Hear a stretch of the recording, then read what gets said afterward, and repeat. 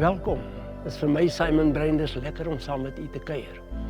Die Huppelspan lê vandag besoek af by die Hepzibah landgoed. Dis aan die voet van die Gousberge en naby die Wilgerivier in Mpumalanga.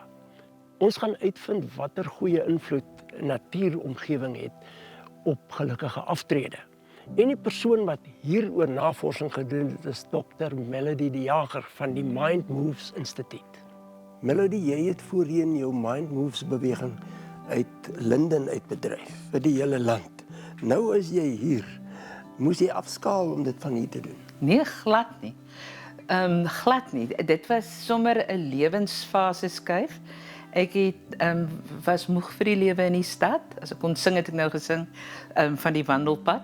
Maar ek het regtig 'n behoefte gehad om uit die stad te kom en lank gesoek vir 'n plek dat ek uit die stad uit kan kom, maar kan aanhou werk. Want my werk is nog altyd gemeenskapsdiens gewees. So inkomste is laag. So vir die res van my lewe gaan ek met aanhou werk. Al is ek veronderstel om af te tree, want ter wille van voortbestaan. En dit was so wonderlik om 'n geleentheid te kry om uit die stad te kom, maar te kan aanhou werk binne die natuur, waar daar nie soveel besoedeling is nie, waar die lug vars is, waar ons in harmonie met die omgewing leef.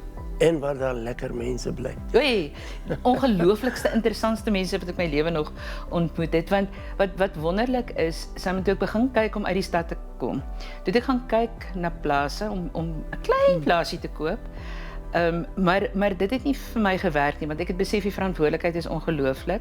Dis jy en werkers en ek het genoeg gehad van verantwoordelikheid. Ek is 'n bietjie lus om ligte te leef. En hier was daar 'n geleentheid gewees dat ek kan kom bly. Ons het swembaddens, tennisbane, al die lekker dinge in die lewe, wandelroetes, waterval, rivier, damme waar jy kan visvang, my kleinkinders kan kom kuier, maar ek is nie vir enige van daai verantwoordelik nie. Ek is net vir my huis en my direkte omgewing verantwoordelik. So ek bly alleen, maar saam met ander mense.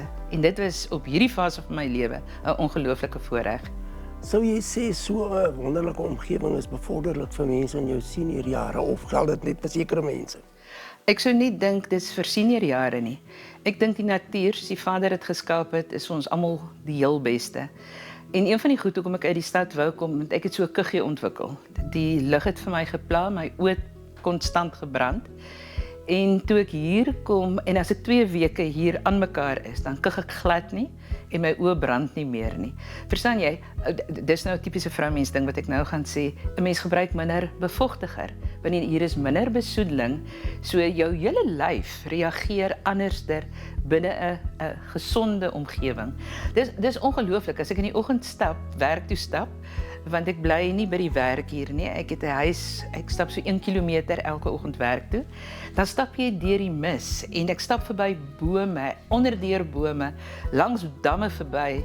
Dit is 'n ongelooflike voorreg. Daar's geen papiere nie, daar's nêrens graffiti nie, daar's geen verkeer nie, daar's nie karre nie, daar's geen uitlaatgasse nie. Dis ongelooflik. Vertel ons van die Blue Zones benadering en wat dit eintlik behels. Wel, ek is nie 'n kenner op die gebied van die Blue Zones nie, maar wat vir my gefassineer het van die hele Blue Zone ding, is op 'n Netflix dokumentêr wat party mense dalk kon gesien het. Daar's plekke op die aarde waar mense besonder oud word. Maar besonder oud, 100 en plus, maar nie net oud nie. Hulle lewe nog. En toe ek hier kom, toe besef ek, maar ek dink hierdie is ons eie Blue Zone in Suid-Afrika, want hier vind ek mense 80 jaar en ouer wat 'n vol lewe lei, wat vanoggend byvoorbeeld het een van die mense wat hier bly, is 83 jaar oud, 4 uur vanoggend in die donker, ry Pretoria toe, want daar's vandag 'n mediese prosedure wat gedoen moet word, op daai ouderdom. Verstaan jy? Maar dit het met ouderdom niks te doen nie. Hier doen jy alles self. As ons hier 'n ete eet, is dit nie 'n holies ete nie. Hier skil jy self, jy beplan. Verstaan jy, maar die verband met die Blue Zone is dis plekke waar mense aanhou om self onderhoudend te wees in hulle latere jare. Hulle bly nie in 'n plek waar iemand skoonmaak, waar iemand vir hulle kos maak, waar hulle wag vir die volgende tee. Jy weet, jou hele dag word bepaal deur dit wat jy volgende gaan drink of eet nie. Hoegenaamd nie. En wat interessant is van die Blue Zone en wat ek hier gevind het, is dis baie sterk individue. Dis anderster mense. Jy moet nie 'n softie wees as jy hier wil bly. Nie 'n softie wees nie, maar jy moet nogal daarvan hou om jou eie tyd en jou eie ding te doen. Want hier word jy nie gekritiseer nie. Watter soort kursusse bied julle by Mind Moves aan vir positiewe veroudering? Kyk, meeste van ons werk is nou aanlyn, dankie COVID. So ons het daarin moes ons leer om in persoon opleiding te skuif na aanlyn en mense het geleer. Dit werk lekker. Jy kan leer wanneer jy wil, net waar jy wil en jy kan met jou pantoffels aanleer. So ons bied al ons kursusse van baba baby gym. Word nie van hier af aangebied nie, maar ons het nog steeds betrokkenheid by baby gym. Ons doen skoolgereedheidskursusse, ons doen kinders leerondersteuning en ons doen senior mind moves van hier af. So 2 keer 'n jaar kom hier inwonende kursusse, dan is dit meer in diepte. Dan kom bly mense hier by die instituut en hulle leer hoe om kinders te help om makliker te leer. Het jy vir ons enige suksesstories waar jy met seniors gewerk het? Ons het ongelooflik baie. Die nuutste ene wat ek kan vertel is van 'n dame wat 'n mediese toestand gehad het en toe in 'n rolstoel was. En sy het een van die sluipskole, ons doen sulke sluipskole by Senior Mind Moves bygewoon, en sy het opgestaan en haarself weer geleer om nie te dink aan val nie. En sy sê vir haarself, ek dink nie aan val nie, ek dink aan regop bly en stap, een voet voor die ander. En sy stap weer. So daar is honderde voorbeelde waar mense die kwaliteit van hulle lewe verbeter. Maar ons is nie 'n mediese program nie. Dit is 'n opvoedkundige program om jou kwaliteit lewe in stand te hou in jou ouer jare. Wat kan nou lekkerder wees as om jou aftrede in 'n mooi natuuromgewing neer te bring en jou lewe voluit te geniet? Net hierna gesels ons verder. Erik en Annie Lamprecht woon al 20 jaar hier op die Hepzibah landgoed. Erik is 'n voormalige militaris en Annie is betrokke by die huiseienaarsvereniging. Kom ons hoor wat hierdie twee oor die Hepzibah landgoed te sê het. Erik, jy kom uit 'n militêre loopbaan en jy was op 'n stadium ook sekretaris vir oud-president P.W. Botha. Ja, Simon, na my matriek het ek by diensplig gedoen en ek is na Valskermbataljon toe en ek was daar vir 12 jaar. En toe word ek ook gekeer vir P.W. Botha as privaat sekretaris by hom. Ek was daar so 4,5 jaar gewees. Ons het baie goeie ondervinding gehad. Ek het saam met hom die wêreld vol gereis, baie gaan jag. En ek het baie staaltjies om te vertel natuurlik in die aard van die saak, want ons het so baie goed saam gedoen. Ek het saam met hom ons gejag het ek saam met hom in die tent geslaap. En ek kan byvoorbeeld vertel van waar ons een keer was ons na 'n politieke vergadering toe. En P.W. Botha mag nie, hy het nooit, as hy na 'n politieke ding toe gegaan het, het hy SAL gevlieg. Maar hy wou toe met die Mercurius vlieg, weermag. Maar ek weet hy mag nie, hy moet met die vliegtuig die SAL ry. En terwyl ons so by Eysterplaat verby ry en ek ry daarna na die Kaapse lughawe toe, toe's hy briesend van my en ek het nooit die einde gehoor nie. Op 'n stadium het hy vir my gesê, 5 minute Erik, wil jy nog vir my werk? Of wil jy nie werk nie? Natuurlik het ek toe vir hom gesê, ja meneer, ek wil nog vir jou werk.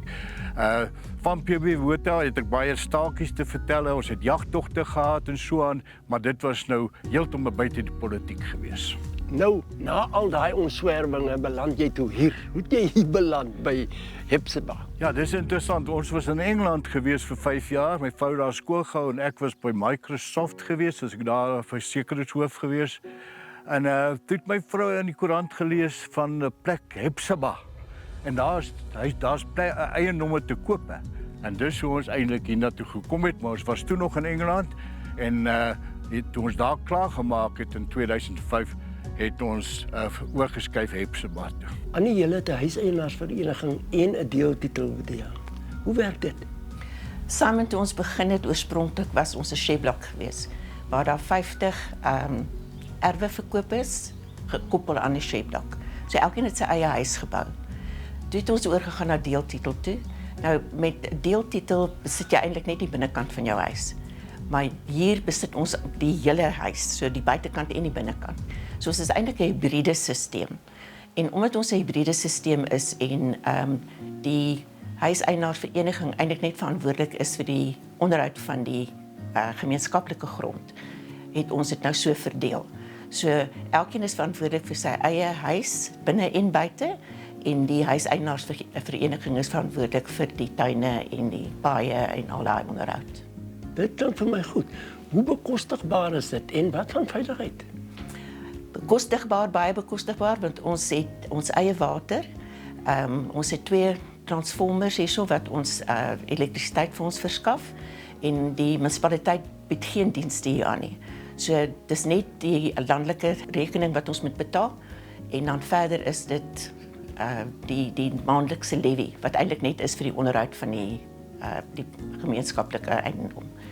En die huise hier is bekostigbaar want hulle wissel tussen 700 000 en so 3,5 miljoen. Elkeen dit hang af wat jy wil hê.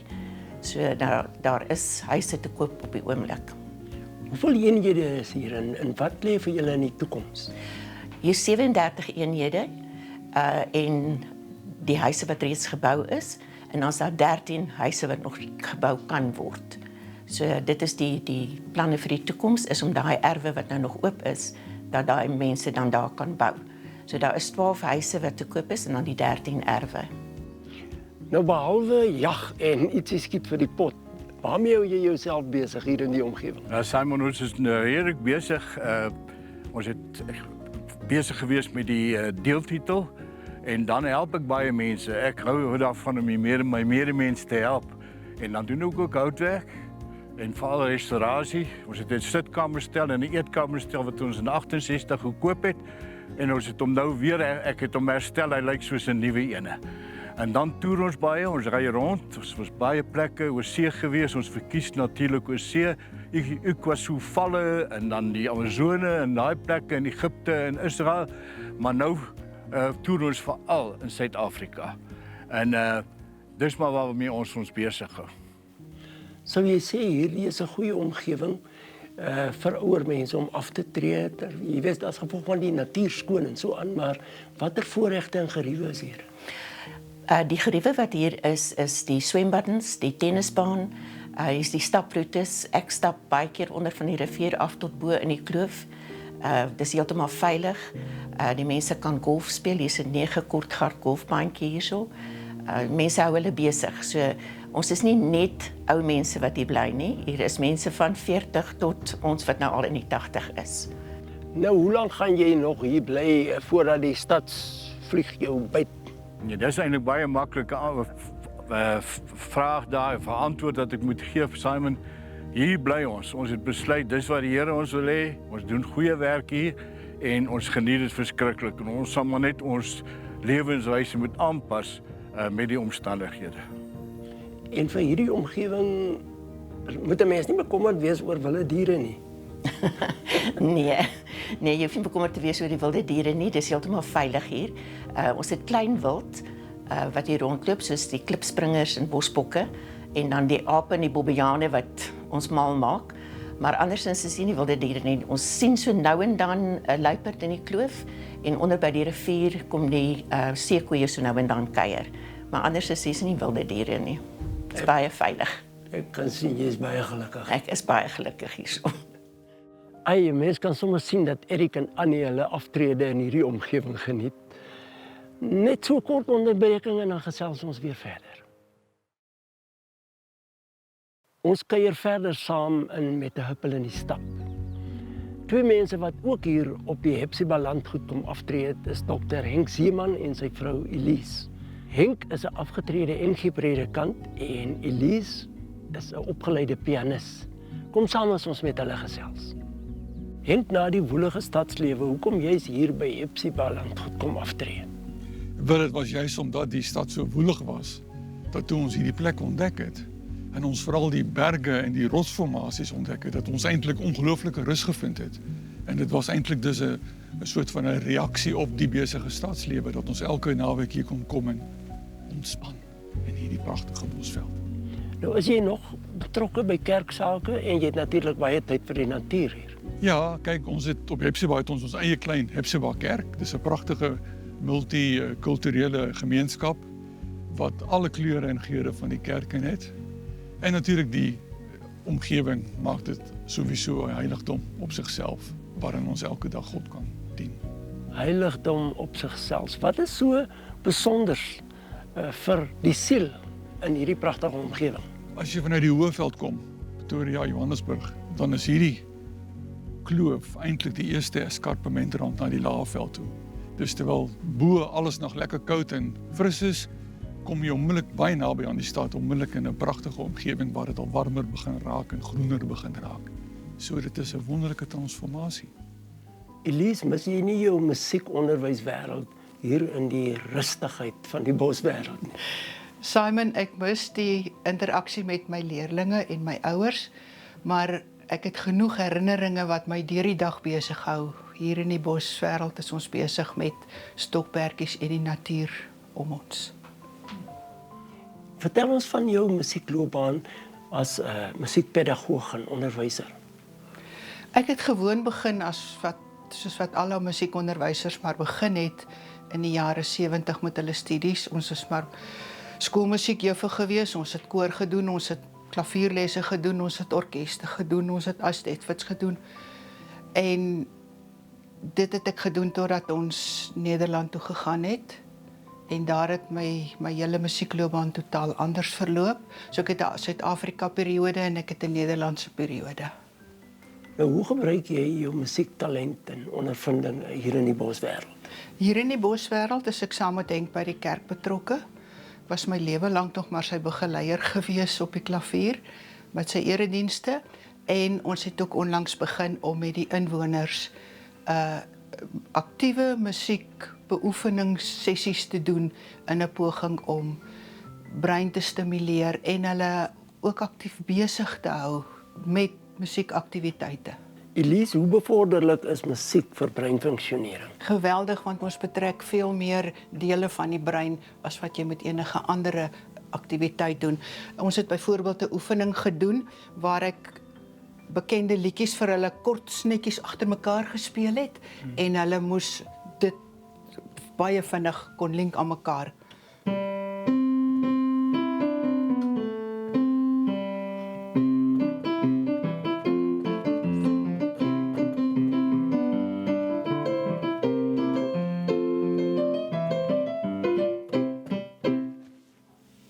Dis hoe dit werk.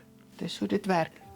Jy het nou gepraat van breinstimulering. Ek wil juist vra, kan musiek bydra tot ouer mense, senior mense, jy weet, oor nuwe gedagtes of dat hulle sinvol verouder? Ja, verseker. Musiek is die uitstekende middel waarmee meerdere dele van jou brein betrek word. Jy het 'n deel wat motories beheer word, jy het 'n deel wat emosies beheer, jy het 'n deel wat natuurlik nou spraak en beweging beheer en musiek trek dit alles saam in een.